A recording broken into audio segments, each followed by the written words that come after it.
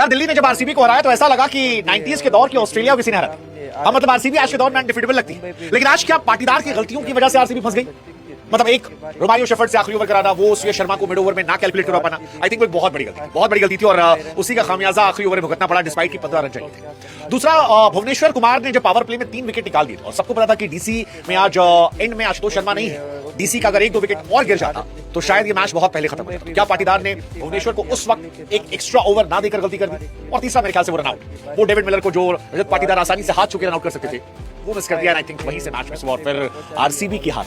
मतलब मिलर का समय जो है आज पूरी तरीके से बदल गया। 6 विकेट से दिल्ली मैच जीती, आरसीबी ने 176 बनाए, 175। हालांकि आरसीबी ने आज गंदा खेला। गंदा इसलिए कह रहा हूं क्योंकि यार अगर आप आखिरी के 5 ओवर में 50 नहीं बना पाए, आपके बल्लेबाज एक रन को स्ट्रगल करते हैं तो फिर आप जीतना डिजर्व नहीं करते। वो तो भला हो भुवनेश्वर कुमार का जिन्होंने मैच पलटा, लेकिन डेविड मिलर ने कहा कि भाई साहब हमको बदला लेना है। बदला 8 अप्रैल का, क्योंकि 8 अप्रैल को दिल्ली के अरुण जेटली स्टेडियम में गुजरात टाइटंस के सामने बैंड बज गई थी साहब।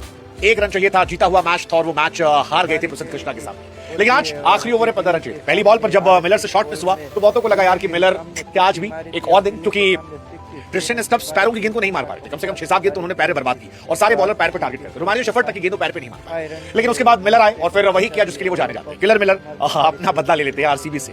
वैसे भी दिल्ली और आरसीबी की लड़ाई हमेशा स्पेशल होती है। पिछली बार जब मिले थे तो केएल राहुल ने वो ग्राउंड में चिन्नास्वामी में ऐसे किया था और उसकी टीस आज तक लो गया।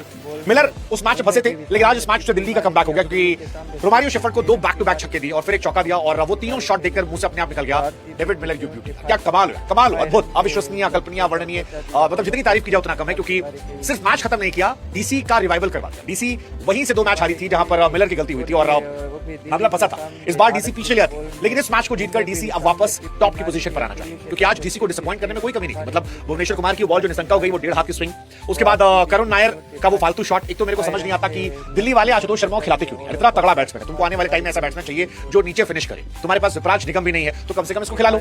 अच्छी बैटिंग करता है, जबरदस्त तरीके की, मतलब फील्डिंग तो तुम करवाते ही नहीं हो, बट पता नहीं क्या माइंडसेट था। आई थिंक शायद सोचा हो करुण नायर वहीं से खेलते हैं और वहीं मौका मिल जाएगा। हालांकि करुण की पूरी गलती नहीं है, मतलब फिल शॉट फील्डिंग में ही समथिंग एल्स। मुझे लगता है वो कुछ अलग मिट्टी के बने, बैट से भी आज अलग खेला उन्होंने और फील्डिंग में फिल शॉट का कोई तोड़ नहीं। पिछले मैच में ऋषभ पंत शायद उन्होंने हर मैच में वो 3-4 कैचेस वैसे पकड़ रहे हैं जिसे देखकर लगता है यार सीरियसली मतलब ये पॉसिबल है। बड़ी मैच गलतियों का मैच था। ये मैच दोनों टीमें एक दूसरे को दे रही थी कि आप बताइए कौन हारना चाहता है। आप हारेंगे, क्योंकि शुरुआत में लगा कि यार 250 तो आराम से बन जाए जब फिल शॉट खेल रहे थे विराट कोहली के साथ, लेकिन फिल शॉट जब आउट हुए तो फिर लगा कि सब जल्दबाजी में, तू चल मैं आता हूं। मुकेश कुमार की शानदार गेंदबाजी, अक्षर पटेल की लाजवाब गेंदबाजी, लुंगी हर मैच की तरह जबरदस्त है। और जब लगा कि यार ये मैच जो है पूरी तरह दिल्ली का हो गया, इतने कम रन कहां बनने वाले, अब तो कहानी जो है वो चली गई है, अब तो ये मैच पूरी तरह से दिल्ली का हो गया। तो भाई साहब शुरू में आते ही भुवनेश्वर कुमार ने 2 ओवर में 9 रन देकर 3 विकेट निकाल दी।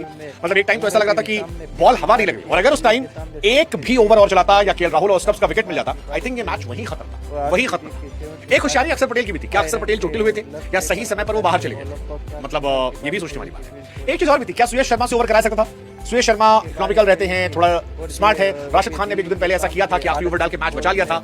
रोमारियो शेफर्ड पे तो हर कोई जानता था कि वो पिट जाए, मतलब कम से कम मैं तो जानता था कि वो पिट जाएंगे और वो पिटे। बाकी सबकी गेंद अच्छी निकल रही थी। इस मैच में जितेश शर्मा में काफी ट्रोल हो रहे हैं। जितेश शर्मा जिन्होंने कहा था कि मैं तो चाहता हूं कि ऊपर की बैटिंग ऑर्डर जो है फेल हो जाए ताकि मुझे अपने आप को दिखाने का हीरो बनने का मौका मिले। आज उनको मौका मिला था, लेकिन क्या खतरनाक गंदी पारी खेली। मतलब 20 बॉल पे 14 रन, क्या खराब गंदी पारी। 6 मैच पेस के सामने 22 रन 29 गेंदों, 5 बार आउट हो चुके पेस के सामने। आप सोचिए जितेश शर्मा कहां पहुंचे। 6 इनिंग में 22 रन 29 गेंदों। हालांकि आज उन्होंने कैच बहुत अच्छा पकड़ा, जो समीर रिजवी कैच था बहुत तगड़ा था, बट बैटिंग बहुत गंदी। 70 के स्ट्राइक रेट से जितेश शर्मा की ये बैटिंग पता नहीं, मतलब कई लोग कह रहे हैं कि भाई क्या वेंकटेश अय्यर को खिला सकते हो जितेश शर्मा की जगह पर। वेंकटेश भी कीपिंग करना जानते हैं? नहीं, वेंकटेश कीपिंग कहां करते हैं, वेंकटेश कीपिंग नहीं करते इसलिए शायद, बट फिल शॉट कीपिंग कर देंगे। फिल शॉट कीपिंग कर देंगे जितेश शर्मा की जगह पर, वेंकटेश अय्यर बैटिंग कर देंगे, कहानी हो सकती है। फिल शॉट के पास एक अच्छे कीपर हैं जो जबरदस्त कीपिंग करते हैं। बट आज का मैच आरसीबी अपने आप को कोसेगी, क्योंकि 6 ओवर में अगर आप 59 पर 1 हो और उसके बाद आखिरी के 16 से 20 ओवरों में 29 रन पर 4 विकेट गवा दिए, तो फिर आप हारना डिजर्व करते हैं। थोड़ा बहुत जो मैच बना था वो भुवनेश्वर कुमार का बनाया हुआ था।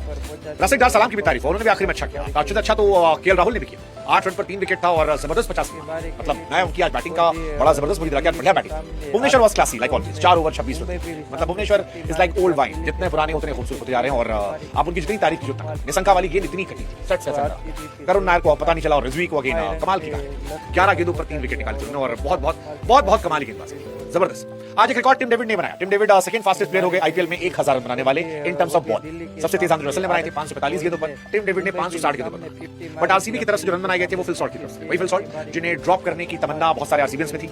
टॉम बेथेलो खिलाने के लिए, लेकिन आज 38 गेंदों पर 63, और जब तक वो बैटिंग कर रहे थे तब तक ये मैच लग रहा था कि चलेगा। उन्होंने कुछ अच्छी पारियां खेली इस सीजन, सीएसके के सामने 30 गेंद 46, एमआई के सामने 36 गेंद 78, डीसी के सामने 38 गेंद 63। तो फिल सॉल्ट वही कर रहे हैं जिसके लिए जाने आते हैं, और कोलकाता के जख्म पर वो लगातार नमक छिड़क रहे हैं कि भाई साहब देखो ऐसी भी बैटिंग होती है। बट आरसीबी ग्रीन जर्सी में अब तक कहानी जो है वो बहुत अच्छी रही नहीं, केवल 5 मैच जीते हैं और 9 मैचेस हार गए। अक्षर पटेल वो कैप्टन हो गए हैं जिन्होंने पाटीदार को 2 बार हराया, तो ये भी इंटरेस्टिंग। पाटीदार अक्षर पटेल के सामने थोड़े कमजोर पड़ जाते हैं, और साथ ही आरसीबी चिन्ना स्वामी में पहला मैच भी हारी थी, 50वां मैच भी हारी, 100वां मैच भी हारी। तो ये सारी कहानी। मैच की कहानी की बात करें तो दिल्ली ने टॉस जीता था, फिल सॉल्ट 10 रन बनाए, विराट कोहली जो थे वो एवरेज थे, 13 गेंद 19 रन, पडिक्कल 13 गेंद 18 रन, पाटीदार 8 रन 4 गेंद, टिम डेविड 17 गेंद 26 रन। सबसे गंदी बैटिंग नितेश शर्मा की, कुरनाल भी ठीक थे, उन्होंने अच्छी पारी खेली, और बाकी गेंदबाजी की बात की जाए तो ठीक थे, मतलब ओवरऑल दे वर गुड। उनकी साइड से भी बॉलिंग जो थी वो अच्छी थी। आकिब नवीदार थोड़े महंगे साबित हुए, 36 रन। मुकेश कुमार मेरे को बड़े इंप्रेसिव लगे, 4 ओवर 32 रन। लुंगी शानदार थे, 4 over 39। Kuldeep was classy, 4 over 32। Nattu से ओवर क्यों नहीं कराया पता नहीं, बट एक्स्ट्रा बॉलर भी था। आज अक्षर पटेल की बॉल अच्छी गिरी थी, 3 ओवर में 18 रन देकर 2 विकेट, उन्होंने अपना कोटा पूरा कर लिया। सो दे वर गुड।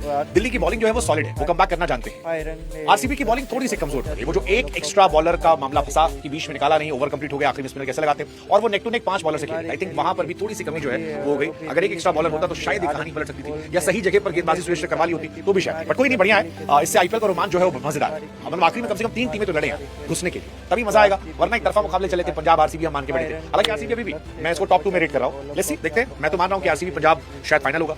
क्या कोई टीम है जो सरप्राइज करेगी? Let's see.